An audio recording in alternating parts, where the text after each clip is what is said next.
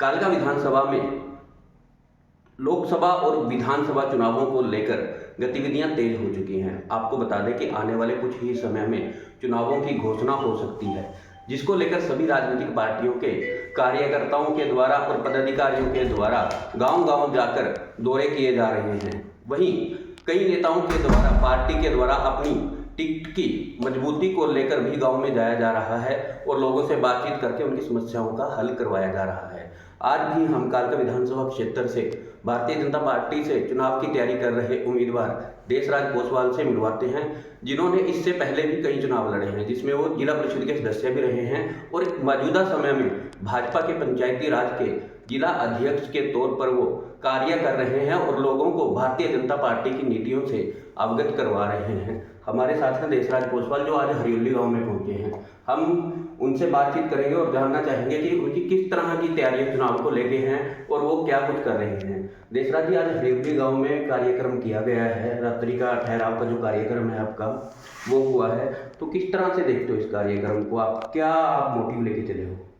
सबसे पहले तो आपके चैनल के दर्शकों को मेरा नमस्कार। आज हम ग्राम पंचायत हरौली में रात्रि ठहराव के कार्यक्रम में पहुंचे हुए हैं और मेरे साथ ब्लॉक समिति के वार्ड नंबर 1 से मेंबर भाई एनी चौधरी, पंकज चौधरी जी और आप पत्रकार महोदय हमारे ताज मोहम्मद जी बैठे हैं और कैमरामैन जी हमारे और विजेंद्र भाई बैठे मेरे साथ और साथी जो बाहर चले गए वो भी हैं। आज हमारा यहाँ पे कार्यक्रम के दौरान जितने भी मौजूद आदमी साथी वहाँ पे कार्यकर्ता हमारे जितने भी आए हुए थे, हमने उनको पार्टी की जन कल्याणकारी नीतियों के बारे में अवगत कराया और जितनी भी जो समस्याएं हमारे को बताई गई उनका हमने मौके पर आज जो बिजली की तारों के लिए बताया गया लटकी पड़ी है गुग्गा माड़ी के दीवान खाने के पास, एसडीओ को फ़ोन करके उनको ठीक कराने का काम किया, जो उन्होंने 2-3 दिन के अंदर ठीक करने का आश्वासन दिया। और जितनी भी हमारी भारतीय जनता पार्टी की जन कल्याणकारी नीति है उसके बारे में सारी मैंने आज बताई है वो। और मैं मौजूदा भारतीय जनता पार्टी में पंचायती राज प्रकोष्ठ का जिला संयोजक हूँ, जो कि हमारा वैसे भी दायित्व बनता है कि हम जितनी भी सरकार की नीतियाँ हैं वो जनता तक पहुँचाने का काम और जो भी जनता की समस्याएं हैं वो सरकार तक पहुँचाने का काम करेंगे। पोसवाल जी, जैसा आपके द्वारा बताया गया है कि जो सरकार की नीतियां हैं वो जनता तक पहुंचाने का काम करेंगे और उसका लाभ भी जो आम जनता है उसको पहुंचाने का काम करेंगे। बात की जाए विपक्ष के द्वारा आपकी सरकार के द्वारा जो जन संवाद कार्यक्रम भी किए जा रहे हैं उन पे भी सवाल उठाए जा रहे हैं। खुद आपके जो कार्यक्रम हैं, जो रात्रि ठहराव के कार्यक्रम आप लगभग 20 से 21 गाँव में कर चुके हैं, उसके ऊपर भी सवाल उठाए जा रहे हैं कि अगर जन संवाद के कार्यक्रम हो रहे हैं तो एक नेता जाके उसके बाद में वहाँ पे क्यों लोगों के बीच जाता है और वो कोई कार्य उनके पास तो होता नहीं है। तो क्या जो पीछे आपके जन संवाद के जो आपकी रात्रि ठहराव के कार्यक्रम हुए हैं उनमें समस्याएं जो हैं लोगों की आई हैं वो हल हो चुकी हैं? हाँ बिल्कुल, बहुत बढ़िया क्वेश्चन किया आपने। पहले तो मैं आपको बता दूं, जो जन संवाद कार्यक्रम है, भारत विकसित संकल्प यात्रा की जो आप बात कर रहे हैं उसमें जो मोदी जी की नीतियां हैं उसके बारे में सरकार के द्वारा जो कार्यक्रम चलाए हुए हैं उनसे अवगत कराया जा रहा है। और वहाँ पे भी मौके पर आपने देखा होगा, चाहे किसी की राशन कार्ड की समस्या, पेंशन की समस्या मौके पे हल की जा रही है।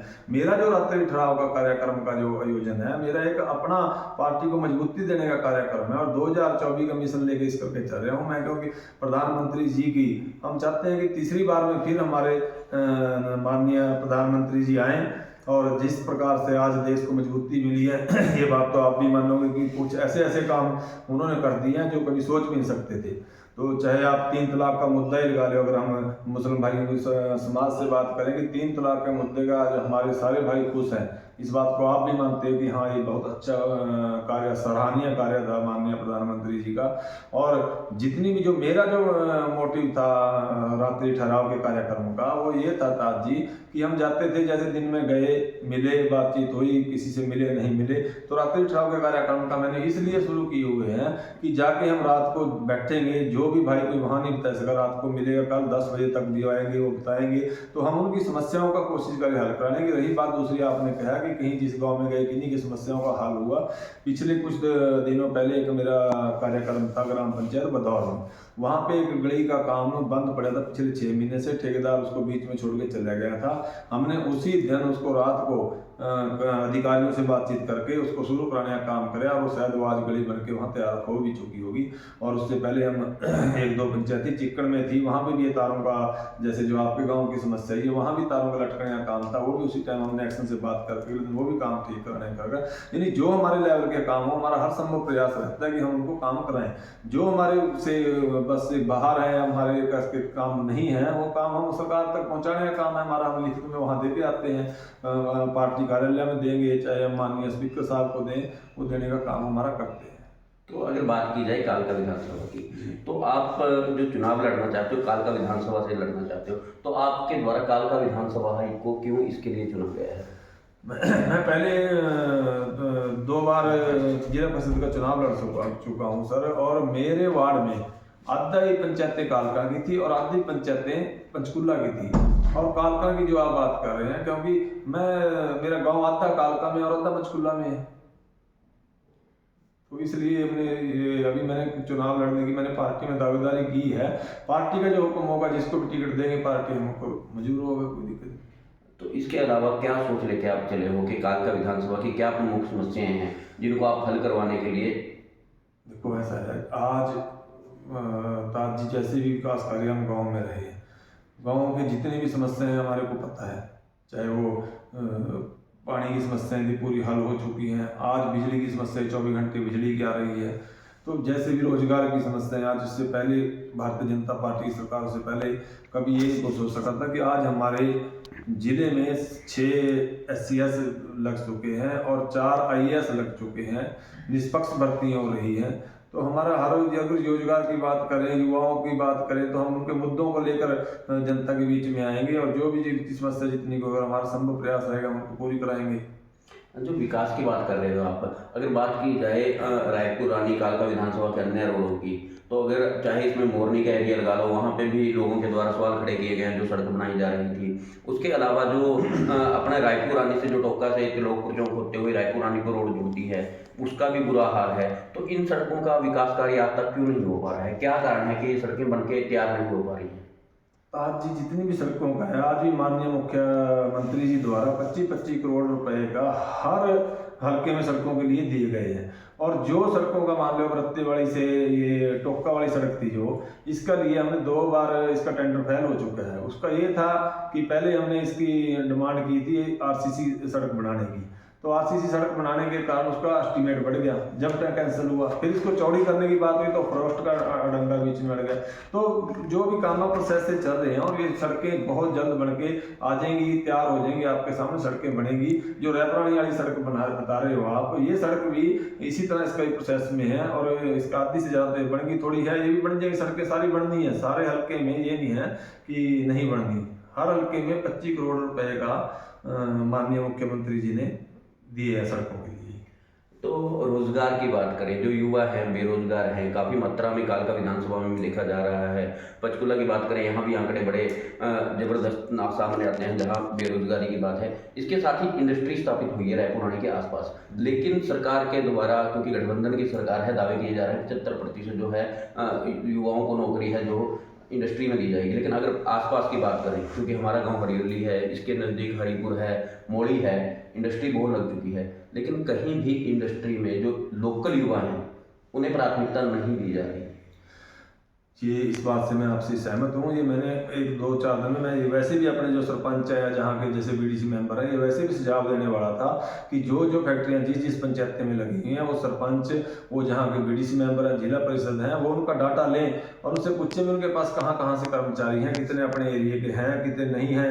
जिसके नहीं हैं तो उनको लिखित में भी दे सकते हैं, सरपंच भी लिखित में दे सकता है, नोट्स भी कर सकते हैं। अभी आप जितने भी हैं, 75% तो सरकार ने किया हुआ है, तो उसके लिए आप जितना भी हो सका अपने नज़दीकी गांव से जितने भी युवा लड़के हैं उनको काम देने का काम करें। तो बाकी रही बात ये, जैसे आप बेरोजगारी की बात कर रहे हो, पिछले उसमें जितने भी लगे हुए हैं कौशल के हिसाब से, उससे पहले ठेकेदारी प्रथा थी। ठेकेदार क्या करता था, जैसे किसी को 18,000 रुपये सैलरी मिल रही है, उससे 2,000 रुपये काट के देता था। आज क्या है, सीधा कौशल रजिस्ट्रेशन होने के बाद जितने भी चाहे पहले कच्चे कर्मचारी थे उनको पक्का स्थायी करके और उनके खाते में सीधे पैसे आ रहे हैं।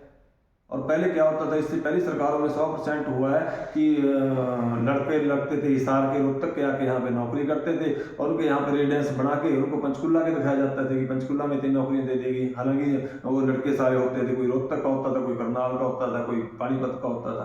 तो अब वो नई चीज़ नहीं है। अब कौशल में रजिस्ट्रेशन करा के मेरिट के हिसाब से जितने भी वैकेंसियाँ निकलती हैं, रोजगार मिल रहा है, लोगों को कर रहे हैं काम।